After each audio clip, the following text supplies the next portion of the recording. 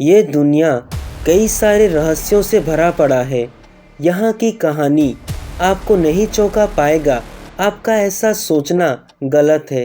क्या हो अगर आपका सामना किसी वेयरवुल्फ के साथ हो जाए? कितने लोग होंगे जिनको आप अपने कहानी पे यकीन दिला पाएंगे? स्टीफन क्रोगर अपने सिटी के नेचुरल रिसोर्सेज के लोकल डिपार्टमेंट में काम किया करते थे। उनका काम यही होता था कि अगर कोई डियर रात को हाईवे में मरा हुआ मिले तो उसका डेड बॉडी को ले जाकर लोकल के लैंडफिल में डंप किया करते थे। 8 नवंबर 2006 की रात को स्टीफन ने होली हिल रोड में करीब 36 केजी का डियर का डेड बॉडी को उठाकर ट्रक के डिक्की में रखा और ट्रक के कैब में बैठकर अपना पेपर वर्क करने लगा। अचानक से उसका ट्रक हिलने लगा। पहले तो उसने नज़रअंदाज किया। जब दोबारा ट्रक पहले से ज़्यादा हिलने लगा तब उन्होंने मिरर में एक तस्वीर देखा। जो उन्होंने देखा वो काफ़ी असाधारण था। ऐसा कोई चीज़ जिसे उन्होंने पहले कभी नहीं देखा था, जो उस ट्रक के डिक्की में चढ़कर 36 केजी का डियर को घसीट रहा था। विटनेस के नज़रिए से देखें तो वो चीज़ का सर बड़ा सा उल्फ के जैसा था और उसका शरीर रोएदार बालों से ढका हुआ था, जिसे देखकर स्टीफन डर के मारे कांप रहे थे। और वो क्रिएचर अपने दोनों पैरों पर खड़ा था, जैसे कोई इंसान खड़ा होता है। उनके हिसाब से वो क्रिएचर 6 से 7 फीट का था। उसने बिना देरी किए अपने ट्रक को पूरे स्पीड के साथ भगाया। जब उसे लगने लगा कि वो सेफ है तब उसे मेटल का जमीन में टकराने की आवाज़ सुनाई देने लगा और डिक्की से डियर और रैंप दोनों ही गायब था। किसी तरह से वो क्रिएचर उस हेवी मेटल रैंप और डियर को ट्रक के डिक्की से खींच लिया था। स्टीफन के जॉब के लिए उस ट्रक रैंप का होना जरूरी था, इसीलिए उसने उस जगह पे लौटने का फैसला किया। पर उस जगह पे ना तो डियर का डेड बॉडी था, ना तो ट्रक का रैंप था। वो क्रिएचर जो भी था काफ़ी ज़्यादा स्ट्रॉन्ग था, जो उस डियर और रैंप को जंगल में खींच के ले गया था। कंफ्यूज और डर के मारे स्टीफन ने सीधे पुलिस के पास गया और उसने जो देखा था सब पुलिस को बताने लगा। लेकिन पुलिस उस कहानी को सुन के सरप्राइज नहीं हुआ, क्योंकि वो पुलिस पहले से ही उस क्रिएचर के बारे में जानता था और वो क्रिएचर वहाँ पे ब्रे रोड बीस्ट के नाम से जाना जाता था। एक ऐसा रहस्यमय जीव जिसे कई बार उस जगह पे देखा गया था, वो भी करीब 30 सालों से। बाद में पुलिस का भी टीम उस जगह पे पहुंचा, मगर उन्हें भी कुछ खास नहीं मिला।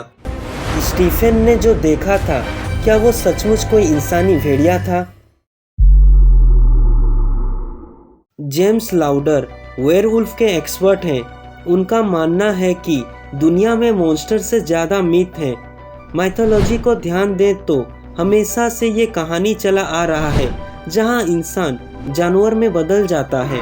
अगर वेयरवुल्फ बस एक कहानी है तो फिर हमने क्यों इस चीज़ का इन्वेंट किया है? लाउडर का ये मानना है कि वेयरवुल्फ हमारे इंसानियत के डुअल नेचर को दर्शाते हैं। तो आप सब ऐसे समझ सकते हैं कि एक पॉइंट में इंसान शांत और अच्छा होता है तो एक पॉइंट में काफ़ी खतरनाक हो जाता है, जैसे कोई वेयरवुल्फ। अगर लाउडर की बातों में सच्चाई है तो फिर क्या स्टीफन का दिमाग भ्रम का शिकार हुआ था? लाउडर का ये भी मानना है कि किसी हंटर ने उस डियर को उतारा होगा और स्टीफन ने उस चीज़ को समझ नहीं पाए और वेयरवुल्फ समझने लगे। पर उन लोगों का क्या जिन्होंने उस क्रिएचर का सामना किया था? कुछ एक्सपर्ट का ये मानना है कि शायद वो क्रिएचर कोई हाइब्रिड हो, जो 2 उल्फ के ब्रीडिंग से बना हो और वो उस एरिया में रहता हो जिसे अब तक आइडेंटिफाई किया नहीं गया है। स्टीफन के साथ हुई इंसिडेंट को लेके रिसर्चर फिल ढिंगरा का अपना ही एक आइडिया है। स्टीफन ने जिस क्रिएचर को देखा वो शायद उल्फ का कोई इवॉल्व स्पेसीज हो, जो अपने दोनों पैरों पर चलना सीख चुका हो। नेचर में ऐसे कई सारे जानवर हैं जो 2 पैरों पर खड़ा होकर चल सकते हैं, जैसे बियर या फिर कोई और एनिमल। और एनिमल के ऐसे ही बिहेवियर को बाइपेडल कहते हैं। ढींगरा का ये दावा है कि किसी नेचुरल प्रोसेस से काफ़ी कम टाइम में उल्फ्स के कुछ स्पेसीज बाइपेडल बन चुके होंगे और इंसानों के जैसे चलते होंगे। एक और हाइपोथेसिस के अनुसार उल्फ के कुछ अनआइडेंटिफाइड स्पेसीज ऐसे दो पैरों पर इसलिए खड़े होते होंगे क्योंकि उन्हें अपने शरीर को बड़ा दिखाकर अपने राइवल को डराना होता है। तो क्या हो सकता है? क्या स्टीफेन का सामना वेयरवुल्फ के साथ हुआ था या फिर किसी उल्फ के साथ जो किसी नेचुरल प्रोसेस से बाइपेडल क्रिएचर में इवॉल्व हो चुका था? पैरानॉर्मल फेनोमेना एक्सपर्ट लिंडा गॉटफ्रेड का उस घटना के बारे में कुछ अलग ही मानना है। उनके पास ऐसे कई सारे रिपोर्ट्स हैं जहां ऐसे क्रिएचर्स के इंसिडेंट के बारे में दावे किए गए हैं। नेटिव अमेरिकन कल्चर के हिसाब से ये क्रिएचर ग्रे रोड बीस्ट एक स्पिरिचुअल क्रिएचर है जो हमारे वर्ल्ड और स्पिरिट वर्ल्ड में आ जा सकता है। पर कैसे? गॉडफ्रे का ये मानना है कि वो वेयरवुल्फ रिलीजियस साइट को पोर्टल के हिसाब से इस्तेमाल करता होगा जिसे वो उसकी दुनिया और हमारे दुनिया में आ जा सके। और नेटिव अमेरिकन लोग ऐसे जगह को एफिजी माउंट्स कहते थे। एफिजी माउंट प्राचीन इंसान के द्वारा जमीन के ऊपर बनाया गया एनिमल का शेप का एक साइट होता है जो दुनिया भर में कई जगहों पे पाए जाते हैं। और जो लोग एफिजी माउंट पे यकीन करते हैं उन सबका ये मानना है कि वो शक्तियाँ स्पिरिट वर्ल्ड से हमारे वर्ल्ड में आते हैं।